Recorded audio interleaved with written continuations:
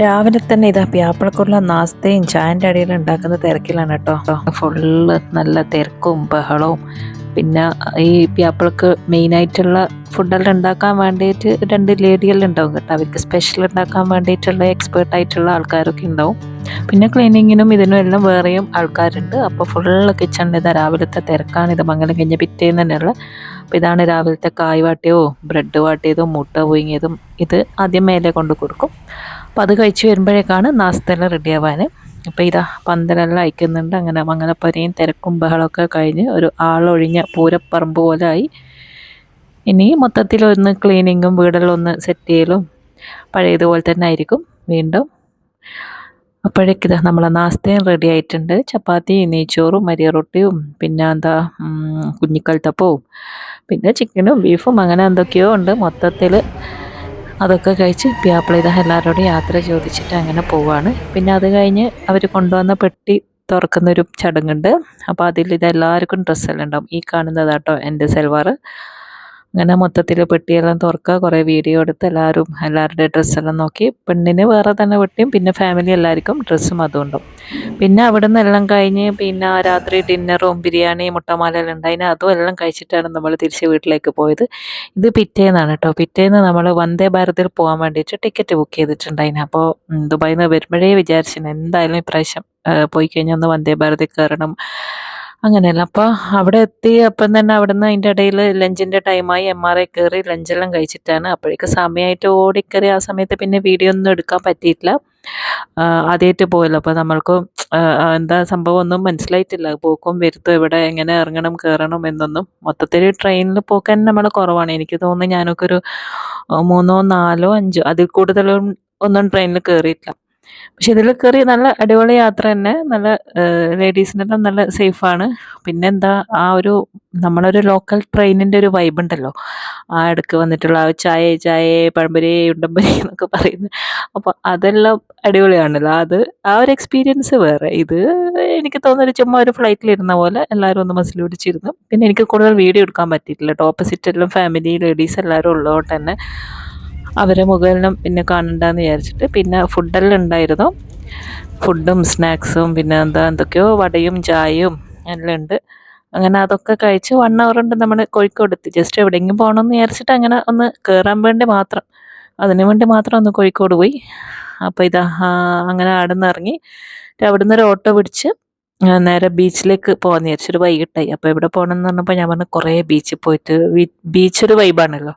അപ്പോൾ കുറേ നേരം അവിടെ ഒരിക്കലും ഇങ്ങനെ സ്പെൻഡ് ചെയ്യാനുള്ള സമയം കിട്ടിയിട്ടില്ല. അപ്പോൾ ഇന്ന് എന്തായാലും ബീച്ചിൽ പോകാമെന്ന് വിചാരിച്ചു. ബീച്ചിലെത്തിയിട്ട് പിന്നെ എന്താ കുറച്ച് നേരം ഇങ്ങനെ കപ്പലണ്ടിയൊക്കെ വാങ്ങി. പാവം അവരിങ്ങനെ കൊണ്ടുവന്നപ്പോൾ ഇതൊന്നും അങ്ങനെ എന്താ പറയുക പുറത്തുനിന്ന് ഞാൻ ഈ ഉപ്പിലിട്ട ഇങ്ങനത്തെ ഒന്നും അധികം കഴിക്കാത്ത ഒരാളാണ്. അപ്പോൾ അവർ കൊണ്ടുവന്നേരം പാവമില്ലെന്ന് വിചാരിച്ചിട്ട് അങ്ങനെ എന്തൊക്കെയോ വാങ്ങിച്ച് അവിടെ തന്നെ ഇരുന്ന് കഴിച്ചു. പിന്നെ അവിടുന്ന് കുറേ വീഡിയോ എടുത്തു. കാണാൻ നല്ല രസമുണ്ട്. ആ വൈകിട്ടും നല്ല ആൾക്കാർ, ഒരുപാട് ആളുണ്ടായിരുന്നു. അതേ കോഴിക്കോട് ബീച്ച് എന്ന് പറയുന്നത് തന്നെ എല്ലാവർക്കും അറിയാമല്ലോ. അപ്പം നല്ലൊരു വൈബ് തന്നെയാണ്. ആൾക്കാരൊക്കെ ഇങ്ങനെ വന്ന് തുടങ്ങുന്നേ ഉള്ളൂ. ഫുള്ള് പാട്ടും എന്തൊക്കെയോ ഉണ്ട്. പിന്നെ നമുക്ക് പ്രത്യേകിച്ചൊന്നും ചെയ്യാനില്ലാത്തതുകൊണ്ട് കുറച്ചൊന്ന് നടന്ന് ഇങ്ങനെ ഒന്ന് കറങ്ങി. പിന്നെ ബീച്ചിലങ്ങ് വെള്ളത്തിലൊന്നും ഇറങ്ങിയിട്ടില്ല കേട്ടോ. അപ്പം ചുമ്മാ കരക്കിരിക്കുക, വീഡിയോ എടുക്കുക. പിന്നെ കുട്ടികൾക്കൊക്കെ മടുത്ത് അവർക്ക് ബീച്ച് മതിയായി, വേറെ എവിടെയെങ്കിലും അവർക്ക് ഇങ്ങനെ ഷോപ്പിംഗ് മോൾ അങ്ങനെ എവിടെയെങ്കിലും പോകാൻ ചൂടെടുക്കുന്നതൊക്കെ പറയാൻ തുടങ്ങി. അങ്ങനെ അവിടെ നിന്ന് കുറച്ച് ഒന്ന് നടന്ന് കളിച്ചിട്ട് പിന്നെ നമ്മൾ നേരെ ഹൈലൈറ്റ് മോളിൽ പോയി. എനിക്ക് കുറച്ചും കൂടി ബീച്ചിലിരിക്കണം എന്നുണ്ടായിന്. ഒരു ഇത്തിരി കൂടി ഇരുന്ന് എന്താ പറയുക, കുറേ ആൾക്കാരെല്ലാം വരുന്നവരെ ഇരുന്ന് കുറച്ച് കടൽ തീരെല്ലാം നോക്കി അങ്ങനെ കുറച്ചും കൂടി വീഡിയോ എടുത്ത് സൺസെറ്റെല്ലാം കാണാൻ അങ്ങനെയല്ല വിചാരിച്ചത്. പക്ഷേ പിള്ളേർ സമ്മതിക്കുന്നില്ല. അതുകൊണ്ട് നമ്മൾ നേരെ ഹൈലൈറ്റ് മോളിലെത്തി.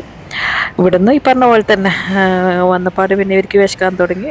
എന്തെല്ലാം ജ്യൂസും നഗറ്റ്സ് ഇതൊക്കെ ഓർഡർ ചെയ്ത് പിന്നെ കുറച്ച് ഷോപ്പിലൊക്കെ കയറി നല്ല ഡ്രസ്സെങ്കിൽ കണ്ടിട്ടുണ്ടെങ്കിൽ എടുക്കാമെന്ന് തന്നെ വിചാരിച്ച് അങ്ങനെ ബുക്കെല്ലാം നോക്കി. പിന്നെ രാത്രിയായപ്പോൾ ഡിന്നർ വേഗം ഇവിടുന്ന് തന്നെ കഴിക്കുക. KFC എല്ലാം ഓർഡർ ചെയ്ത് ഫുഡെല്ലാം കഴിച്ച്. അപ്പോൾ ഞാൻ പറഞ്ഞെന്നാൽ വേഗം നമുക്ക് ഇവിടുന്ന് ഇറങ്ങാൻ സ്റ്റേഷൻ വരെ എത്തണ്ടേ, ചിലപ്പോൾ ട്രാഫിക്കിലുണ്ടെങ്കിലോ നമുക്ക് അറിയില്ലല്ലോ. അപ്പോൾ 11:30 അങ്ങനെ എന്തോ ആണ് റിട്ടേൺ ടിക്കറ്റ് ബുക്ക് ചെയ്തിട്ടുള്ളത് വന്ദേ ഭാരതിൻ്റെ.